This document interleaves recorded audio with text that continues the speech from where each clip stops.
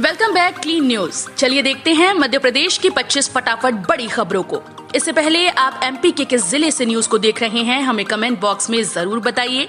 साथ ही daily update रहने के लिए चैनल को सब्सक्राइब कर बेल आइकन को दबाना बिल्कुल न भूलें। आज का लाइक एम 3000 है, उम्मीद करते हैं कि आप इसे पूरा करेंगे।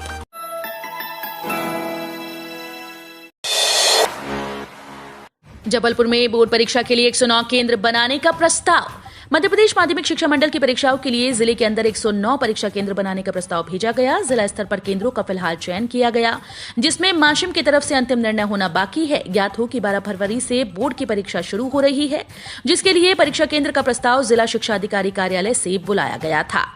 बताया जाता है कि 10 किलोमीटर के दायरे में परीक्षा केंद्र का निर्धारण किया गया है। परीक्षा में व्यवस्था बेहतर करने के लिए 250 न्यूनतम छात्र संख्या एक केंद्र में तय की गई है। वन क्षेत्रों में रहने वाले परिवारों को अब विस्थापन पर मिलेगा 15 लाख रुपए का मुआवजा। प्रदेश में राष्ट्रीय उद्यान, अभ्यारण्य और टाइगर रिजर्व के कॉरिडोर से ग्रामों के पुनर्वास के लिए प्रति परिवार मुआवजा राशि 15 लाख रुपए दी जाएगी। वन विभाग के ग्रामों के पुनर्वास के लिए मुआवजा योजना को निरंतर रखने की स्वीकृति मंगलवार को मुख्यमंत्री शिवराज सिंह चौहान की अध्यक्षता में हुई कैबिनेट बैठक में दी गई।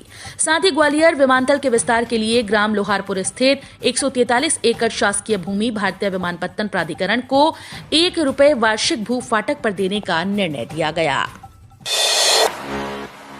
कहां और कितनी मात्रा में खाद है, मध्य प्रदेश में अब किसानों को एसएमएस से चलेगा पता।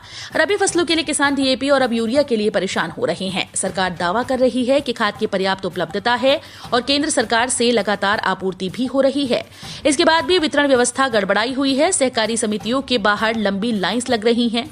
इस व्यवस्था में सुधार के लिए अब सरकार नई व्यवस्था बनाने जा रही है। इसमें किसानों को एसएमएस के माध्यम से ये पता चलेगा कि राज्य सहकारी विपणन संघ के किस गोदाम पर कितनी खाद उपलब्ध है।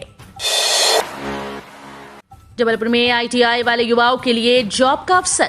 शासकीय संभागीय आईटीआई जबलपुर में गुरुवार 9 दिसंबर को सुबह 11 बजे से 1 दिवसीय आईटीआई प्लेसमेंट ड्राइव का आयोजन किया गया। इस आयोजन में गुजरात की कंपनी सुजुकी मोटर्स में एफटीसी के लिए 20,100 रुपए मासिक वेतन पर भर्ती की जाएगी। इस प्लेसमेंट ड्राइव में भर्ती के लिए ITI fitter, turner, machinist, electrician, पीपीओटी, tractor mechanic, motor vehicle mechanic, diesel mechanic, painter, welder व्यवसाय से वर्ष 2016 से 2020 तक उत्तीर्ण हुए अभ्यर्थी भाग ले सकते हैं। मध्य प्रदेश में लॉकडाउन को लेकर सीएम शिवराज सिंह चौहान ने कही ये बड़ी बात। मुख्यमंत्री ने कहा कि सुनिश्चित करने के लिए सभी प्रभारी मंत्री इस हफ्ते प्रभार के जिलों और क्षेत्र के अस्पतालों का भ्रमण सुनिश्चित करें और oxygen plant, oxygen bed, oxygen pipeline की व्यवस्था का आवश्यक रूप से परीक्षण कर ले। मुख्यमंत्री शिवराज सिंह चौहान कैबिनेट की बैठक के पहले मंत्रियों को संबोधित कर रहे थे। कैबिनेट की बैठक वंदे मातरम गान के साथ शुरू हुई। शिवराज ने बताया कि वैक्सीन की दोनों डोज लगने से संक्रमण की गंभीरता कम होती है। उन्होंने कहा कि दिसंबर के अंत तक प्रदेश में सभी पात्र व्यक्तियों का 100% टीकाकरण सुनिश्चित किया जाए। 25 दिसंबर को भोपाल में मध्य प्रदेश के शिक्षकों का महासम्मेलन, मुख्यमंत्री को किया आमंत्रित। पुरानी पेंशन बहाली के लिए शिक्षक प्रदेश भर में मनोकामना यात्रा निकाल रहे हैं, जिसका समापन 25 दिसंबर को भोपाल में होगा। भोपाल आने से पहले शिक्षक बेतवा किनारे भोजपुर में स्थित प्राचीन शिव मंदिर में महादेव के सामने पुरानी पेंशन की अर्जी लगाएंगे। शिक्षक 12 दिसंबर को भोजपुर पहुंच रहे हैं। यहां भोपाल नर्मदापुरम संभाग के शिक्षकों का सम्मेलन होगा, जिसमें भाजपा के स्थानीय जनप्रतिनिधियों को आमंत्रित किया गया है। इसके बाद 25 दिसंबर को शिक्षक भोपाल पहुंचेंगे। यहां महासम्मेलन आयोजित होगा। 2 साल बाद इंदौर में आयोजित होगी बड़ी औद्योगिक प्रदर्शनी। कोरोना काल के संकट से उबरकर शहर में 2 साल बाद फिर से बड़ा औद्योगिक आयोजन होने जा रहा है। Association of industries Madhya Pradesh, Indian plastic forum के संयुक्त तत्वावधान में दिनांक 17 से 20 दिसंबर 2021 तक स्थानीय लाभ गंगा एग्जीबिशन सेंटर में इंडस्ट्रियल इंजीनियरिंग एक्सपो आयोजित किया जाएगा, जिसमें देश भर के 200 से ज्यादा औद्योगिक मशीन व उत्पाद निर्माता इस प्रदर्शनी में हिस्सा लेंगे। जबलपुर में विदेशों से लौटने वालों की सूचना देने की अपील, कंट्रोल रूम का नंबर जारी। अगर आपके आसपास हाल ही में कोई विदेश से लौटा है तो आपको उसकी सूचना तुरंत पुलिस कंट्रोल रूम में देनी चाहिए। जबलपुर के स्वास्थ्य महकमे ने आम नागरिकों से अपील की है, कोई भी नागरिक पुलिस कंट्रोल रूम के नंबर 0761267610 पर कॉल कर सूचना दे सकता है। सूचना देने वाले की जानकारी गोपनीय रखी जाएगी। स्वास्थ्य विभाग ने नए वेरिएंट की आहट के चलते कोरोना के 5 पॉजिटिव सैंपल जीनोम सीक्वेंसिंग के लिए भेजे हैं, जिसकी रिपोर्ट 5 दिन के भीतर आएगी। पंचायत चुनाव, बिजली बिल बकाया तो चुनाव लड़ने के अयोग्य।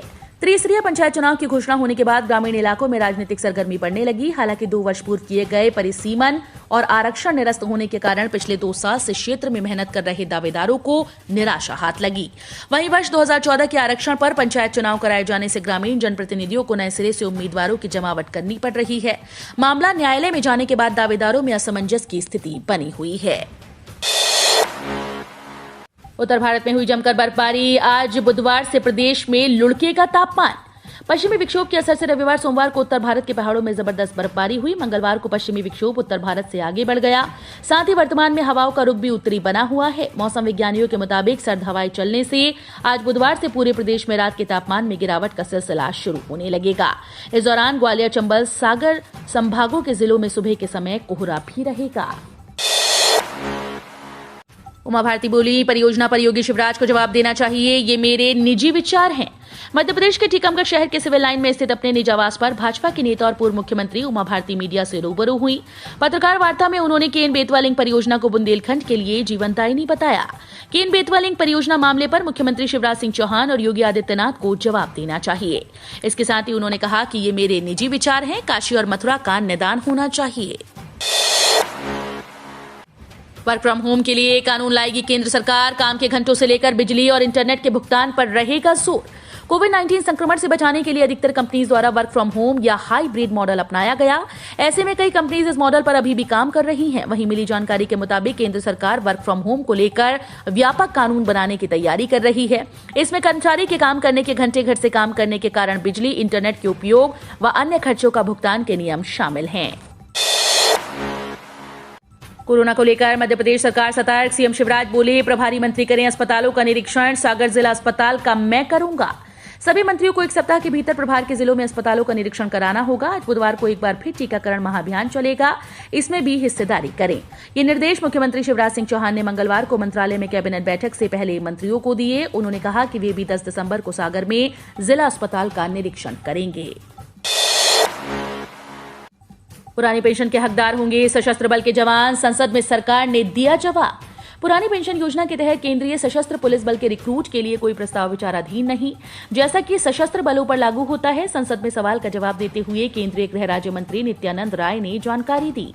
राय ने उत्तर में कहा, केंद्रीय सशस्त्र पुलिस बलों और असम राइफल्स में कार्यरत कर्मचारी केंद्रीय सिविल सेवा नियम 1972 द्वारा शासित पेंशन और अन्य संबंधित लाभों के हकदार हैं।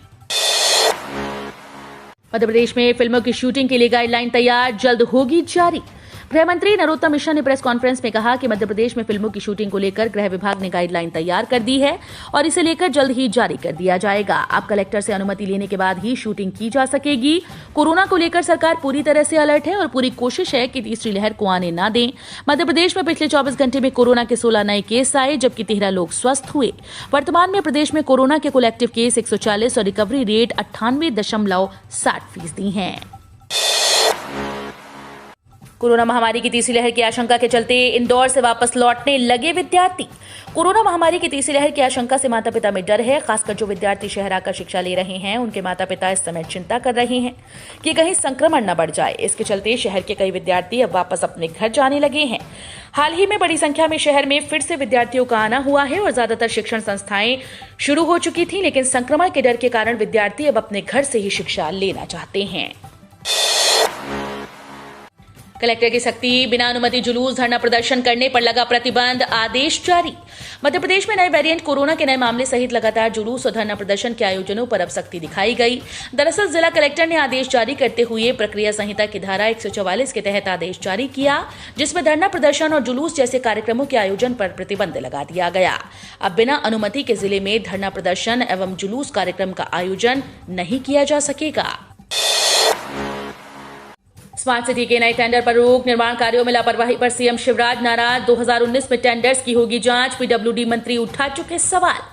मुख्यमंत्री शिवराज सिंह चौहान ने स्मार्ट सिटी भोपाल में बंद पड़े कैमरों और सागर के निर्माणाधीन लाखा बंजारा तालाब की धीमी प्रगति पर अफसरों से नाराजगी जताई। चौहान ने कहा कि वर्ष 2019 में स्मार्ट सिटी मिशन में हुए कार्यों, उनके औचित्य, टेंडर प्रक्रिया, व्यय राशि और अनियमितताओं की जांच की जाएगी। मुख्यमंत्री ने जिन निर्माण कार्यों के टेंडर की जांच करने के निर्देश दिए, वो कमलनाथ सरकार के दौरान जारी हुए थे। इसे लेकर लोक निर्माण मंत्री गोपाल भार्गव सवाल उठा चुके हैं। 1 जनवरी से एटीएम से कैश विड्रॉल महंगा, जाने नए चार्ज और आप पर क्या असर होगा। आरबीआई ने बैंकों को 1 जनवरी 2022 से फ्री मंथली लिमिट के बाद एटीएम ट्रांजैक्शन पर लगाए जा रहे चार्जेस में इजाफा करने के लिए मंजूरी दी। 1 जनवरी से एटीएम के मुफ्त ट्रांजैक्शन के अलावा कैश निकालेंगे तो आपको बढ़ा हुआ शुल्क देना होगा। नए साल की पहली सुबह से प्रभावी होने वाले इस नियम के तहत एटीएम में फ्री लिमिट के ऊपर फाइनेंशियल ट्रांजैक्शन फीस 21 रुपए होगी, जो पहले 20 रुपए थी। संसदीय पैनल ने रिजर्वेशन और किराया को लेकर रेलवे को दिए सुझाव, वेटिंग और आरएसी टिकट वालों को होगा लाभ। भाजपा सांसद राधा मोहन की अध्यक्षता वाली समिति ने भारतीय रेलवे की आरक्षण प्रणाली की रिपोर्ट पर कहा कि जो लोग शॉर्ट नोटिस पर यात्रा करना चाहते हैं उनके लिए पहले से ही तत्काल टिकट बुकिंग का प्रावधान चल रहा है। इसलिए 4-5 घंटे पहले आरक्षण सूची तैयार हो जाने के बाद ट्रेन में बची खाली सीट्स को आरएसी टिकट वाले यात्रियों और वेटिंग लिस्ट वाले यात्रियों को दी जानी चाहिए। करोड़ों किसानों को मोदी सरकार देने वाली है न्यू ईयर गिफ्ट। चंद दिनों के अंदर आपके खाते में पहुंचेगी पीएम किसान की 2000 रुपए की किश्त। मोदी सरकार करोड़ों किसानों को न्यू ईयर से पहले ही नए साल का गिफ्ट देने जा रही है। पीएम किसान सम्मान निधि की अगली या 10वीं किस्त बहुत जल्द लाभार्थियों के खाते में गिरेगी, क्योंकि अधिकतर राज्य सरकारों ने आरएफटी साइन कर दिया है और बहुत जल्द एफटीओ जनरेट हो जाएगा। पिछले साल पीएम नरेंद्र मोदी ने 25 दिसंबर को 9 करोड़ से अधिक किसानों के खातों में 2-2 हजार रुपए की रकम ट्रांसफर की थी। इस बार ये काम जल्दी हो सकता है। इन पदों के लिए आवेदन शुरू, बिना परीक्षा के होगी भर्ती। मध्य प्रदेश में नौकरी की तलाश कर रहे युवाओं के लिए बड़ी खबर है। नॉर्दर्न कोल फील्ड्स लिमिटेड मध्य प्रदेश और उत्तर प्रदेश में अपने विभिन्न इकाइयों में 1 साल के लिए ट्रेड अप्रेंटिस की भर्ती करेगा। भर्ती welder, electrician, fitter, motor mechanic और अन्य के लिए होगी। इसके लिए 1295 रिक्त सीट्स की घोषणा की गई। आवेदन 6 दिसंबर शुरू है और 20 दिसंबर तक स्वीकार किए जाएंगे। टाटा की दर से गिले शिकवे मिटाने को तैयार इंडिगो के प्रमोटर, बुलाई शेयर होल्डर्स की मीटिंग। टाटा ग्रुप अगले महीने एयर इंडिया की कमान अपने हाथों में लेने जा रहा है। एयर इंडिया के कायापलट के लिए टाटा 100 दिन का ब्लूप्रिंट बना रहा है और विदेशी सीईओ लाने की भी तैयारी है। इससे देश के एविएशन सेक्टर में मौजूदा कंपनीज, खासकर इंडिगो को कड़ी चुनौती मिल सकती है। यही वजह है कि पिछले 4 साल से आपस में लड़ रहे इंडिगो के प्रमोटर्स सारे गिले शिकवे मिटाने को तैयार हो गए हैं। रिलायंस जियो ने लॉन्च किए कुछ बेहद सस्ते प्लान। 1 GB डेटा के साथ 149 रुपए से शुरू। रिलायंस जियो ने एक तरफ कई प्लान्स महंगे कर दिए तो दूसरी तरफ कुछ प्लान्स में बदलाव कर उनकी कीमत कम भी की। इस तरह अब वो सबसे सस्ते प्लान बन गए हैं। जियो ने हाल ही में जो नए प्लान लॉन्च किए वो सस्ते होने के साथ साथ ग्राहकों के लिए कई तरह से फायदेमंद भी साबित हो सकते हैं।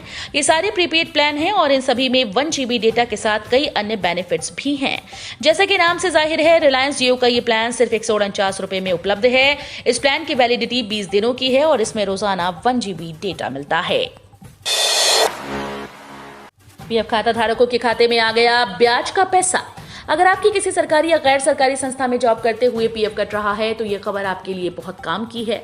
पीएफ काटने वाली संस्था ईपीएफओ ने खाता धारकों के खाते में ब्याज का पैसा ट्रांसफर कर दिया। वित्त वर्ष 2020-21 के लिए 22.55 करोड़ भविष्य निधि खातों में 8.50% की ब्याज दर जमा है।